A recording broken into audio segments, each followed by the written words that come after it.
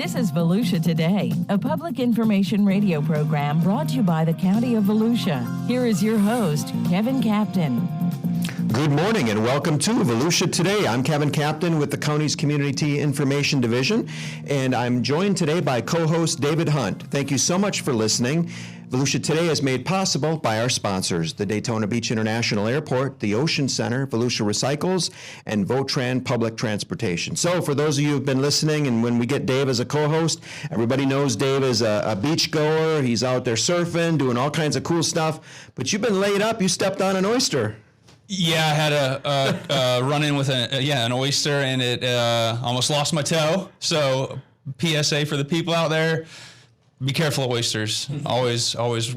You had one flip-flop on, yeah, and you didn't have the other one. No, flip-flops aren't the move. Wear the extra tough boots or wear some toe cover, because I'm definitely I've been dealing with that. Well, let's talk beach today, Dave. What do you think? I love talking about the beach. We've got two great guests in the studio today. We've got Chad Macfie. He's the manager of the Marine Science Center in Ponce Inlet, and we've also got Jaymie Reneker. She is the HCP manager for the County of Volusia. She works in our Environmental Management Division. So first off, if we can start off, HCP. We have so many acronyms in our world today. This is the acronym breakdown show. There you go. So, Jaymie, first of all, tell us a little bit about what is the HCP, how does it affect our beaches in Volusia County, and what is your role in terms of what you do to help protect the HCP or protect the turtles? Yeah. So like you mentioned, I'm the HCP Program Manager. We say HCP a lot in our division. It is a mouthful. It does stand for Habitat Conservation Plan. And we have that Habitat Conservation Plan in place because of beach driving that we have on our beaches. So after we've had beach driving here in Volusia County for a very, very long time, since the early days of the automobile. If you didn't know, some early land speed records were actually set on our beaches between Ormond and Daytona. So that's pretty cool history and something that, we want to keep alive. But after the passing of the Endangered Species Act, the county had to apply for an incidental take permit, or an ITP, so that we could keep beach driving on our beaches. What the ITP does is it covers any sort of incidental take that might occur to an endangered species over the course of an otherwise lawful activity, which in this case is beach driving. So in order to have that ITP, we have our HCP, the Habitat Conservation Plan, which is basically, our handbook, our guidebook for what we are going to do to help minimize or mitigate any potential take that might occur on our beaches. Our primary form of mitigation under that HCP is actually the Marine Science Center, where any sort of injured seabird, shorebird, sea turtle can go for rehabilitation. That's a very, you summed it up beautifully there. I mean, yes, you did. Makes more sense now with what the acronyms are. But the HCP obviously is a pretty thick document with a lot of, it kind of spells out all of the mitigation factors that we have to follow to help protect. So first off, we're getting into May 1st, and we know that that's the start of turtle season. What sort of activities are you engaged in at this point in the season? So our program, we help manage, kind of the beach driving guidelines that we have. So in the off season, which we have a couple more days of through April 30th, our beach driving is sunrise to sunset. Come May 1st, that's going to change. We have to allow for the turtle survey groups to clear the beach. So beach driving times change for the general public, 8 a.m. or after the turtle nesting survey until 7 p.m. Or sunset. And that allows for the turtles to come up and nest on our beaches at night, kind of uninterrupted. But we work very closely with beach safety. We help set the conservation zone in our driving areas. We help, guide them with some of the traffic lanes to keep traffic managed and parking spaces and stuff like that. So I know you said that turtle nesting season begins May 1st, but turtles don't necessarily have that date locked in their calendar books, right? We already have we've got some nests already down the beach, correct? We do. We have 3 turtle nests already on our county-managed beaches. The leatherback sea turtle is actually the first of the sea turtle species to start nesting in the state of Florida. They started nesting in February, farther south, but our first nest was March 29th, which is our earliest date on record. It beat last year's record by 3 days. So we have a leatherback nest in New Smyrna Beach, and we have 2 Kemp's Ridley nests in North County. The that is super cool. The Kemp's Ridley is the most endangered. It's the world's smallest of all the sea turtle species, and one of the only ones that does its nesting during the day. So we do have 2 of those already. Actually, I can take that back. We have a loggerhead nest yesterday. So we have 4 nests on our beaches. When it goes to the different types of turtles that nest on our beach, could you just give me, because the leatherback's the big one, or is the loggerhead the big one? And I see turtles sometimes, but I have no clue. What I'm looking at. So we typically have 3 most common nesters, and the 4th being that Kemp's Ridley. The leatherback is the largest of all the sea turtle species. It's the only one that doesn't have that hard shell on it. They are very, very long migrators, deep divers. Their food is jellyfish, so they need kind of a compressing shell that's going to help them dive really deep after their food source. The largest turtle ever recorded for a leatherback is over 2,000 pounds. Oh, wow. We see them here, closer to the 1,000 pound mark, but very, very large. Our most common nester, 90% of our nests here in the county, are of the loggerhead sea turtle. They are about 300 pounds, 3 feet, really, really large head. That's how they get their name. And then we have the green sea turtle, who's a little bit bigger than the loggerhead, but a very, very small head in comparison. They're the vegetarian of the sea. As adults, they eat seagrass and algae. And then that Kemp's Ridley we get hopefully every year here in Volusia County, but very, very dependent. And the Kemp's Ridley, the 2 nests that we have already, we were talking before the show, you mentioned that one of those turtles you already know is a return visitor to Volusia County. Yeah, so Volusia is really unique in that we tend to see the same Kemp's Ridleys come back to our beaches. If we get the opportunity to, we do, not necessarily me, but some folks that are permitted to can actually tag those individuals. We're not quite sure if this female was tagged here on our beach previously, but we do know it was the same female who nested on Easter Sunday and then this past Sunday, just based on the markings of her shell and things like that. That is very cool. And I remember last year, we kind of worked with you all a little bit, and it was big news. It was a record year, correct? Like, how many turtles did we have last year? And last year we had 1,427 nests on our county beaches. What's that, like an average? What was average good? Going up to that? This is going to be my 5th nesting season here with the county. The numbers have been going up and up. They've been higher than average years over the last 4 years. Average, we were somewhere around the 500 mark before these last few years. So the numbers are definitely going up. So the HCP's working, the turtle population's growing. Yeah. So what do the predictions look like for this next season? Do you guys have a crystal ball? Do you kind of figure out like how many you're going to get? Everybody always asks that question, and it's one of the most fun things that we do is we actually try to guess in our office kind of what we think the year is going to bring. Do you guys have bets? We do have bets. We have Prices Right rules closest without going with over. the music too. But the truth is we never really know. Turtles nest every 2 to 3 years, and then they lay about 4 clutches in one season. So we tend to have higher years and lower years. Last year was a really, really high year. I do expect it to come down a little bit just because of that cycle that we tend to see. Why do they like our beach, or why is our beach a successful turtle nesting beach? I'm sure it gets super scientific. Like when I talk with Chad, and this is the first time I met you, but I know both of you have so much scientific knowledge in your brains. We're kind of scratching the surface right now because when I get offline, I just love listening to y'all talk because it's wild. But what are some of the factors that make our beach special for turtle nesting?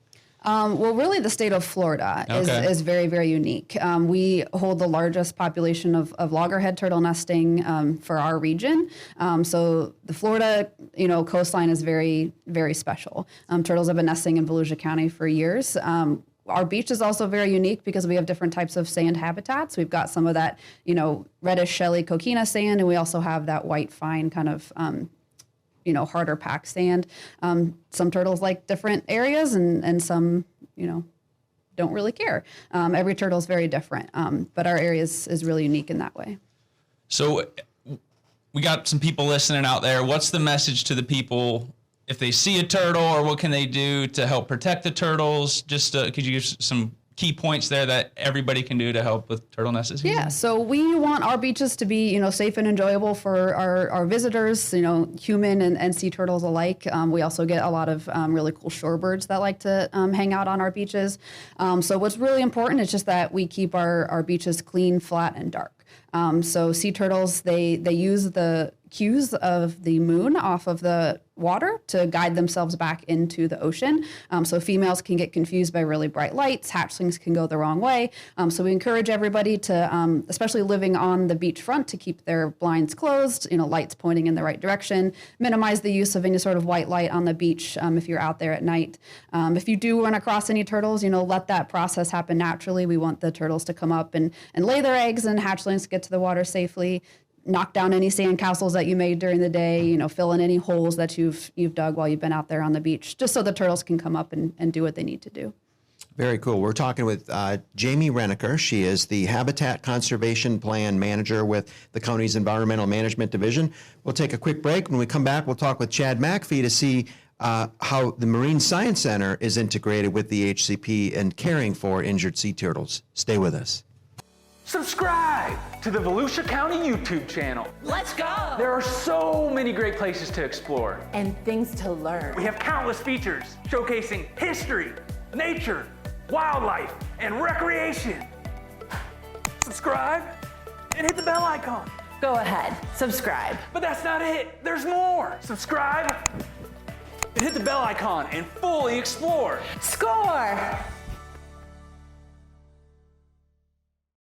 We're back. I'm David Hunt along with Kevin Captain, and you're listening to Volusia Today, a public information program brought to you by the County of Volusia. Thanks, Dave. So let's move on to Chad Macfie, who I think has got probably one of the coolest jobs in the county. So you're the manager of the Marine Science Center. You got fish tanks, you got turtles, you got all kinds of cool stuff there. First, let's talk a little bit about turtles and to kind of tag on to what Jaymie was saying. You do get and receive injured sea turtles with the fishing line and all sorts of stuff. Tell us about that. Well, yep. So as part of the HCP, we provide turtle rehabilitation services, I guess you could say, for the county. So any injured or sick sea turtles that wash up on our beaches, they're brought to the Marine Science Center, and we do our best to get them back out there and be a part of the reproductive population. It's a great thing, and we enjoy it. How long, Chad, would you say maybe is the average sort of turtle hospital stay for a turtle patient versus maybe the longest one you've had? Anywhere from a couple months. Cold stunned sea turtles, we can usually get those out there a little bit quicker, and I think probably the longest is that we had a sea turtle for 2 years. Wow. Had some bacterial problems that took a lot of antibiotics to fix, and finally, and it was a Kim Shridley, and finally got that back out there. Yeah, back when out you there go to sleep. release them, do you tag them to kind of see like any follow-up?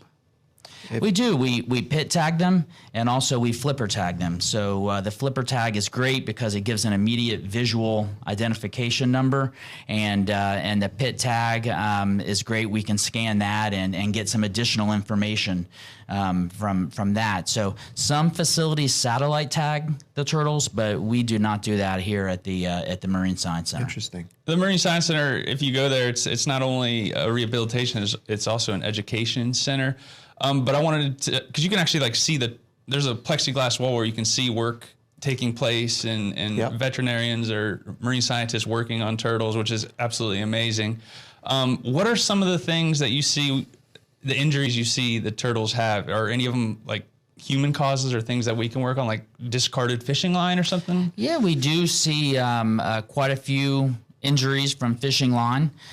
We have one right now that was entangled in fishing line, and our veterinarian actually brought some medical leeches in to help facilitate healing. Wow. And like you said, the viewing window is great. That's been a great addition because the public seeing these injured sea turtles really opens up their mind on how they can help reduce human impacts on the sea turtles. And whether that's fishing line or plastics are a big problem. Plastics to some sea turtles look like jellyfish, and we've had some sea turtles where unfortunately they didn't make it, and we've done a necropsy and they're full of plastic, or when they poop out, it's full of plastic. So and also the small hatchling sea turtles that make it out to the Sargassum Sea and their Sargassum weed, well, that's a place where plastics collect. And the research shows that almost almost all of these smaller hatchling and sea turtles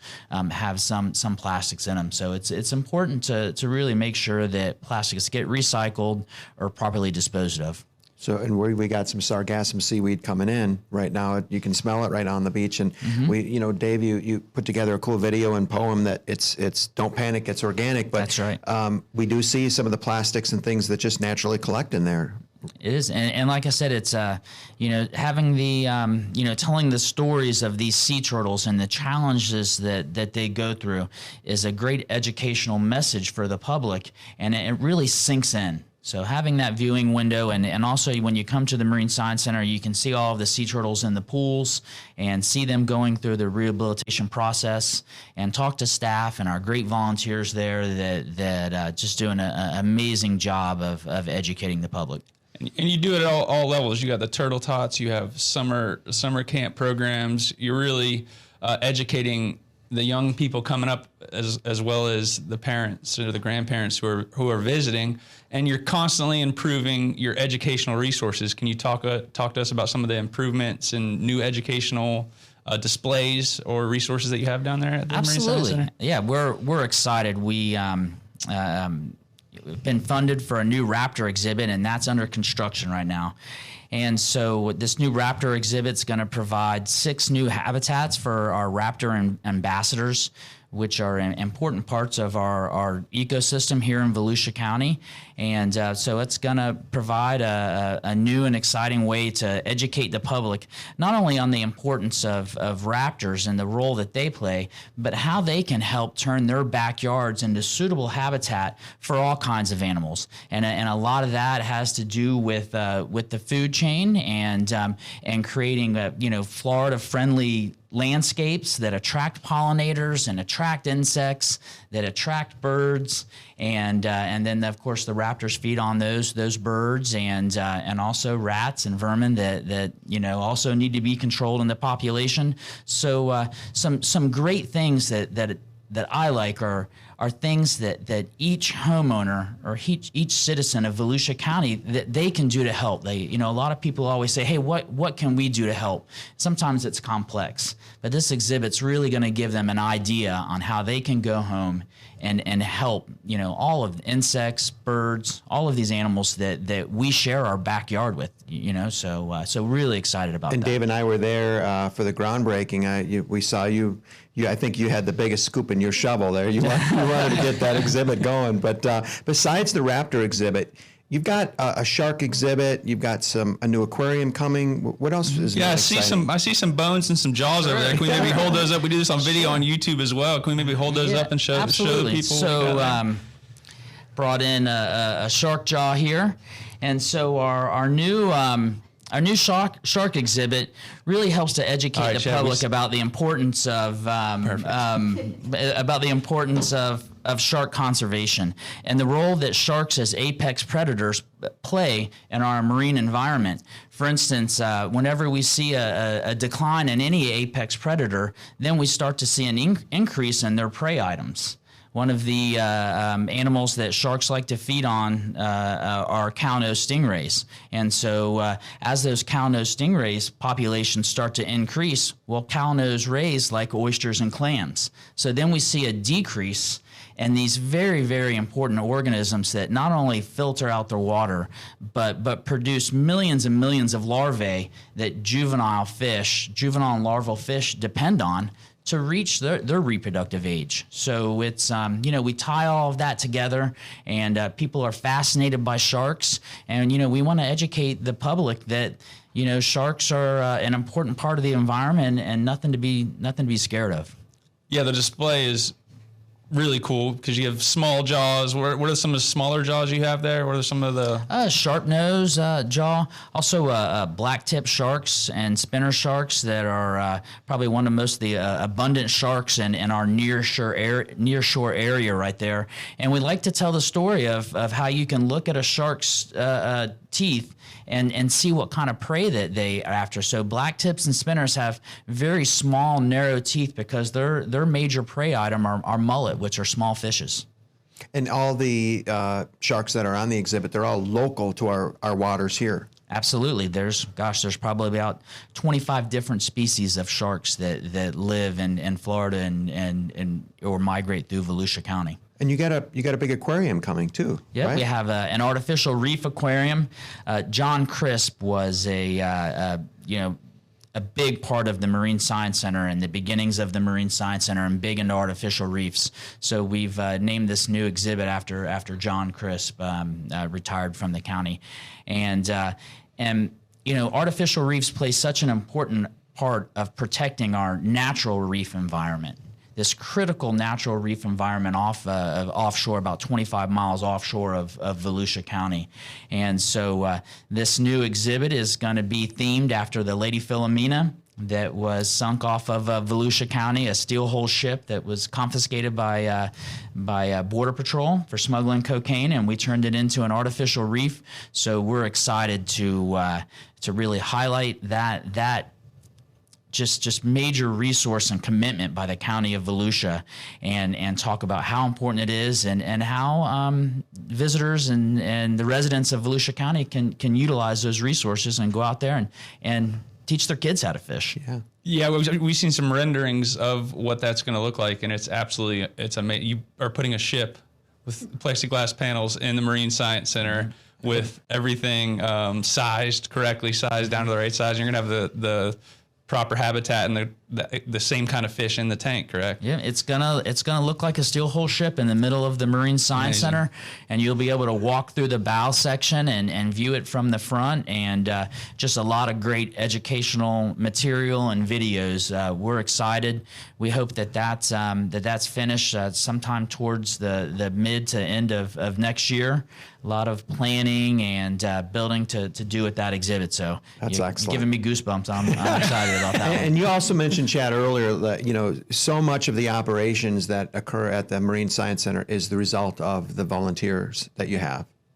Mm-hmm. Are you always looking for more volunteers? We are. I'm proud to say that at the Marine Science Center, we've worked so hard to help improve our recruitment and volunteer satisfaction, and a lot of our programs right now are full of volunteers. We're on a waiting list, but we still do have some openings in education. And last year we had close to 14,000 hours of volunteer service. Amazing. And they do critical jobs at the Marine Science Center that we can't do without. So. And then those volunteer jobs, there's a lot of people that work in the county now who started out as volunteers. So it's a great kind of leadway into a possible career with the county as well. That's one of the most rewarding things about working at the Marine Science Center is seeing a volunteer fall in love with the environment and rehabilitation of animals and see them make a career out of it, out of our help. It's very rewarding. We're talking with Chad Macfie and Jaymie Reneker with the county's Environmental Management Division. We'll take our last break and come back and wrap up Volusia Today. Stay with us. Subscribe to the Volusia County YouTube channel. Let's go! There are so many great places to explore. And things to learn. We have countless features showcasing history, nature, wildlife, and recreation. Subscribe and hit the bell icon. Go ahead, subscribe. But that's not it. There's more. Subscribe and hit the bell icon and fully explore. Score! We're back. I'm David Hunt along with Kevin Captain, and you're listening to Volusia Today, a public information program brought to you by the County of Volusia. This is a tongue twister every time, Kevin. I swear to you. Thanks, Dave. So within the last couple of minutes we have left, I always like to kind of ask, what do you guys do, when you have some spare time? And Chad, I know you're out and down in the Keys, you're diving, you're doing all kinds of stuff. And Jaymie, what do you do in your spare time when you're able to get do you go to the beach, or do you? I used to go to the beach more for fun. Now it's kind of hard to go to the beach here because I feel like I'm working. So I'll go to the beach elsewhere, get some peace and quiet. But my husband and I just actually started picking up golf. So now we're golfing around Volusia County. So that's fun. There's a lot of great golf courses in the county for sure. Yep. And Chad, any new and exciting upcoming diving trips you got going? Because you bring fish when you do that too, and you bring it to the Marine Science Center. Yeah, right? And so we just had a Florida Master Naturalist class at the Marine Science Center and environmental environmental management. So it was great. We went out snorkeling and got to teach the students there about the importance of this, our jetty environment, and identify some fish, and brought back some sea cucumbers, which helped clean up the bottom of our aquariums. So that was a lot of fun, and looking forward here to probably about a month when the water warms up a little bit and the smaller tropical fish come in, when we can go dive and try to get some critters for the exhibit. So looking forward to that. I think you have a big queen angel, right, in one of the tanks. Did you catch that? No, but some of the gray and French angelfish that we actually captured as juveniles. Wow! And so they're probably about 8 inches long now, and we probably caught them when they were a half to 3/4 of an inch long, and so look totally different as juveniles, but they're a little bit easier to catch when they're smaller. That's right off the inlet. You capture those? Right off the inlet, and sometimes we go diving at night, and that's just spectacular. It's the reef and the jetty system at night is just it's amazing. Wow, good stuff. Well, we certainly appreciate everything that you do for the Marine Science Center, and Jaymie for the HCP, and thanks for explaining that. It makes a whole lot more sense now. We're acronym free. So Jaymie Reneker with the HCP Program Manager with Environmental Management, and Chad Macfie, the Manager of the Marine Science Center. Thank you both for being on the show today. Thank you. Thank you. Appreciate it. With that, we'll close Volusia Today. Thanks so much for listening. For additional information for any of these programs, you can visit volusia.org. With that, we'll close Volusia Today. Take care, stay safe, and help your neighbors. Have a great today.